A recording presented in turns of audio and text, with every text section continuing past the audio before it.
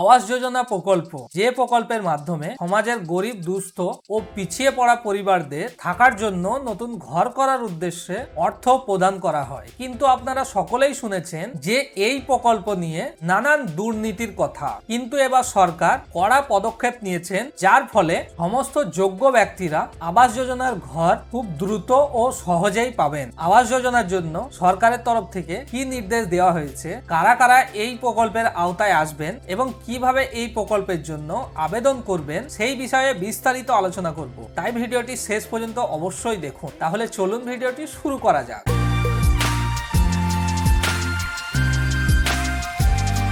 আবাস যোজনা প্রকল্প থেকে বঞ্চিত শতাধিক দুস্থ পরিবার। মুরারই ২ নম্বর ব্লকের একজন বাসিন্দা অভিযোগ করেছেন যে তিনি মাটির বাড়িতে বসবাস করা সত্ত্বেও তার নাম আবাস যোজনা সার্ভেতে নেই এবং তার পরিচিত আরো অনেক লোক আছেন যারা কাঁচা বাড়িতে বাস করে, তাদেরও নাম এই সার্ভে লিস্টে নেই। অথচ এমন লোকের নাম আছে যার বর্তমানে পাকা বাড়ি রয়েছে, সেই সমস্ত লোকেরও নাম এই সার্ভে লিস্টে যোগ করা হয়েছে। এই অসঙ্গতির প্রতিবাদে সরকারি পাকা বাড়ি চেয়ে বিডিওর কাছে আবেদন জানালেন এক গ্রামের ১০৫ জন পরিবার। তাদের এই অভিযোগের কপি পাঠানো হয়েছে জেলা শাসকের কাছেও। ২০২২ সালে এই দুস্থ পরিবারগুলি সরকারি পাকা বাড়ি চেয়ে আবেদন করেন। তারপরে আবাস যোজনার আওতায় নতুন সার্ভে শুরু হয় এবং এই গ্রামের তালিকায় মাত্র ৪৩ জনের নাম থাকে। এই তালিকা দেখে গ্রামের দরিদ্র মানুষ হতাশ হয়ে পড়েছে, কারণ তাদের বেশিরভাগ জনেরই নাম এই তালিকা থেকে বাদ দেওয়া হয়েছে। অথচ এমন পরিবারের নাম এই তালিকায় রয়েছে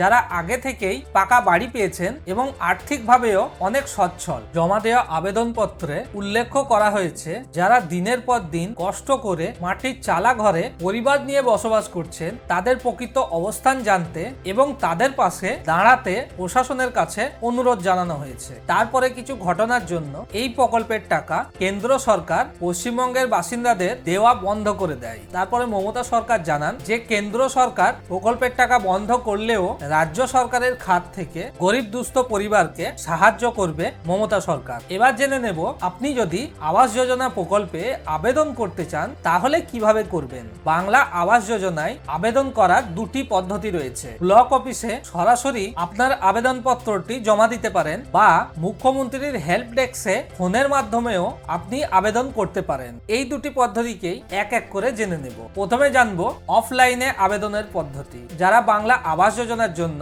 অফলাইনে আবেদন করতে চান তারা তাদের আবেদনটি ব্লক উন্নয়ন অফিস অর্থাৎ বিডিও অফিসে জমা দিতে পারেন। এর জন্য কোনো নির্দিষ্ট ফর্ম না থাকলেও একটি সাদা কাগজে আপনার পরিচয়, ঠিকানা এবং বাড়ির প্রয়োজনীয়তার বিবরণ দিয়ে, অর্থাৎ আপনি বাড়ি কেন পেতে চান সেই সম্বন্ধে লিখে আবেদনপত্রটি জমা দিতে পারেন। আবেদনটি জমা দেওয়ার জন্য সঙ্গে কিছু নথিপত্র জমা দিতে হবে। সেই নথিগুলি হলো আপনার আধার কার্ডের জেরক্স, রেশন কার্ডের জেরক্স, ব্যাংকের পাসবুকের জেরক্স, যে জায়গায় ঘরটি করবেন সেই জায়গাটির রেকর্ডের জেরক্স এবং আপনার বর্তমান বাড়ির একটি ছবি সহ এই আবেদনটি জমা দিতে হবে। এবার জানবো, আপনি যদি অনলাইনে অর্থাৎ মুখ্যমন্ত্রীর হেল্প ডেস্কে ফোন করে আবেদন করতে চান তাহলে কি করে করবেন। পশ্চিমবঙ্গের জনগণ মুখ্যমন্ত্রীর হেল্প ডেস্ক নম্বরে ফোন করেও আবাস যোজনা প্রকল্পের জন্য ঘরের আবেদন করতে পারেন। তার জন্য আপনাকে 9137091370 স্ক্রিনে যে নম্বরটি আসছে